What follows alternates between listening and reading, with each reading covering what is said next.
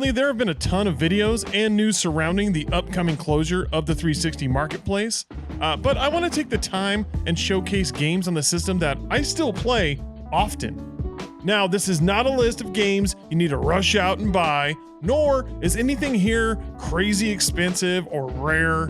These are just titles I play every month and sometimes every week.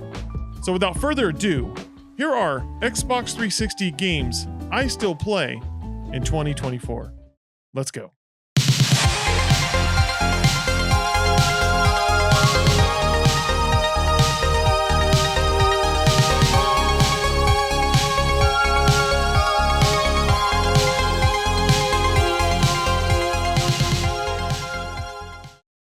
Here are a couple honorable mentions that really couldn't make it to the episode because they're either super expensive or you can't really get a hold of them, or at least you won't pretty soon. Castle Crashers. Now this is timeless. This is fun for the whole family. I mean, it's going away soon because the only physical release of this game currently is on the Switch and it's crazy expensive. But right now you can still find this on the marketplace before it's shut down in a couple months. I would have included it, but if you can't get a hold of it, then what's the point of me telling you? Obviously, we're talking about this banger, Cold Step Saga, right? This is my original copy that I bought in the store. And it's my favorite 360 game of all time, but I think you know why at this point it's not making it to this list of games I still play. Because like I said earlier, expensive games, they don't count. And now this thing is crazy expensive, so that's a total bummer. The World Series of Poker 2008. Let me talk to you in this one. Hear me out. Okay. This is a great pick up and play kind of time killer game. I mean, obviously you must like Texas Hold'em to play this game. It helped me actually get to the World Series. I'm not joking. I was obsessed with poker in about 2007 to 2010. And I picked this game up and also that one that came with the system, that, you know, that real simple poker game. This game taught me poker, and yes, the game has visuals of crazy, uncanny valley mannequins and awful voice acting, but it does fairly well replicate playing in a tournament. And like I said, I actually made it into the World Series of Poker. I won a seat free, so that's something. Oh yeah, I didn't win. Yeah, lost first day, got my ass handed to me. Okay, now with that out of the way, let's jump into the actual games that I still play. And we're starting off with Beatles Rock Band. Holy moly, this is the 4 best dollars I've ever spent. Obviously, in order to play this, you're going to need a Rock Band or Guitar Hero guitar. I think you can find those pretty cheap these days. I constantly see them for like $5 to $15 at Goodwill. And I'm gonna tell you right now, the Beatles Rock Band is some of the best fan service and production value of any music-based video game I have ever played. Also, I want to say that this game is best played personally enhanced, but obviously you can play it whenever you want, however you feel. It's still going to be a fun romp through the Beatles' entire life. Isn't that crazy? It did have a bunch of really cool DLC, but that's gone forever. Unless you marry into the family, you are not playing the special downloadable DLC songs that had their own music videos. It's crazy. I mean, I own them, and I'm gonna make a humble brag about it, but good luck. This is like my favorite version of the Beatles in regard to the bravado of the men, the artists. I just love these goofy little guys and constantly find myself replaying these. You know what's funny? My wife loves watching me play this game. She like demands I play this almost every other weekend for her, because it just calms her down and she just has a blast watching the cool little visuals in the background. It's like $5. This game is so cheap. Really, pick it up. All right, another game that finds its way into my circulation is Sonic's Ultimate Collection, or should I say Sonic's Ultimate Sega Collection. I've brought this game up before. This is a great thing to own if you don't have a Genesis/Mega Drive or even a Master System. Now, you may or may not know this, but I run a weekly retro game review podcast under the same name, Super Garbage Day. Check it out. And the whole premise of it is I randomly am chosen games and I have to play them, try to beat them sometimes. But there were some games I could not get a hold of, and this collection had them. Matter of fact, this game has as an unlockable the Sega Master System Golden Axe Warrior, which is like a $500 game if you try to buy it in real life. But this cool little collection just has everything you want when it comes to Genesis. I highly recommend it. It's only $10. I don't see this going up in price because there's a lot of like Sonic collections, you know, but this is the coolest one. Okay, so this might sound a little weird. Dark Souls 1 and 2.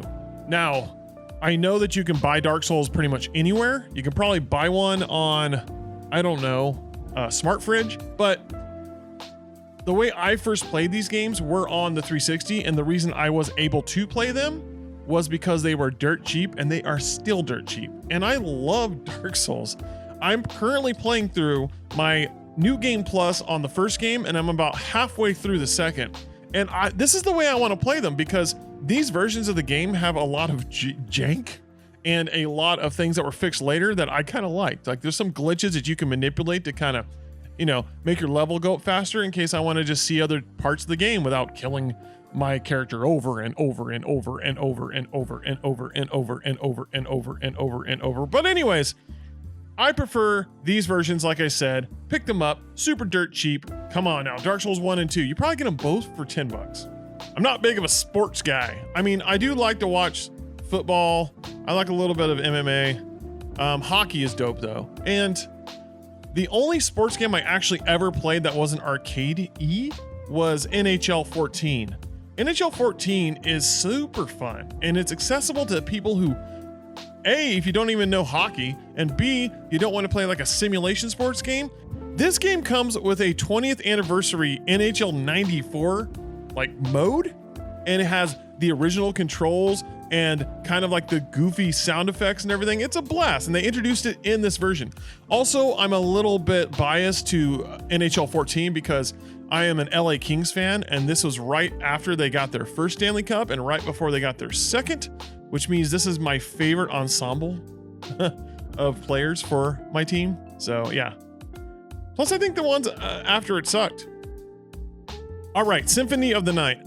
Obviously a game you can find on many other consoles, many other places. However, the Xbox arcade version is there for now, but you can also grab the Konami collections, and it does have a full version of the game on there on a physical disc.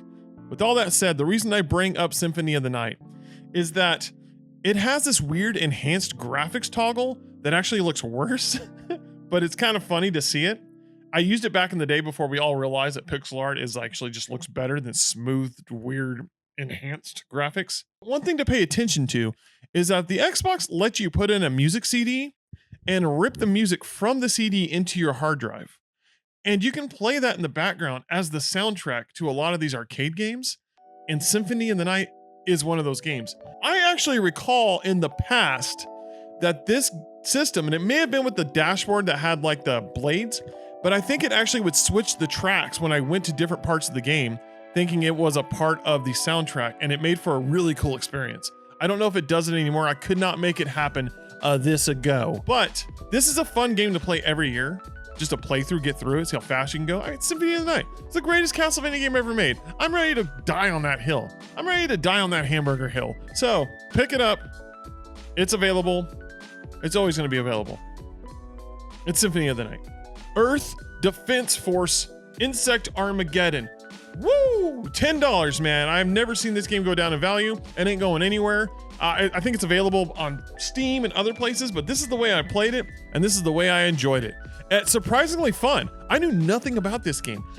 Let me tell you the story how this came into my life. I bought this big lot of games, and I decided one day to go through and play games that I not only never played, but never heard of. This fell into it, and I was immediately hooked. Like, it's such a fun little goofy game. It offers a bunch of different gameplay modes. It has a ton of unlockables. It has local split screen offline mode. That's a huge deal. You can beat the whole game with somebody sitting next to you on the same TV on the same 360. And honestly, I know that a lot of people say, oh, there's other versions of this game that are better, sequels or what have you. This is the only one I've played so far. So I'm not saying I'm not going to play the other ones. I'm just telling you, this is the one I play all the time. So I say go out and get it. Way of the Samurai 3. Now, I'm not saying this game is cheap, but it's not very expensive. And it's really fun to play all the time because it's almost like a roguelite. It's very true to its series. I loved the first two. This game has always just been a different breed of action/RPG, but it's not really an action RPG, you know? This one brings a lot of goofiness to the table. You can die from just like dropping a fish, not cutting a fish in half. You can start the game and do different paths, and it changes the storyline completely, and it has so much replayability. I attempt like a no death run without saving just for fun all the time, and it's really stupid, but it made me really good at this game. And this game is just awesome. You know, unfortunately, I think this game is going to go up in value, but I don't think this is like a rare hidden gem. This isn't going to be like one of those $150 ones. God, I hope not. Who knows? I mean, after this thing happened, I'm afraid to even talk about games anymore. But Way of the Samurai 3, pick it up. It's dope. Now, I know that wasn't a lot of games to go over, but these are games that I honestly play to this day all the time, sometimes weekly. And I want to let you know that there's so many more out there.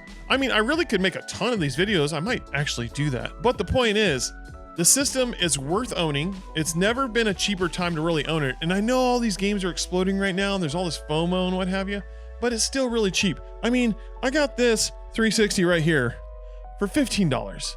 Come on, let me know of the games that you play still to this day all the time. And I know I didn't bring up like Halo and Gears of War and all that, but I might do that next time. Hey, thank you for being here. Never judge a book by its grammar. Have a super garbage day. Cut to B. Thank you for watching with my dad. I just want to say everybody, guys, bye.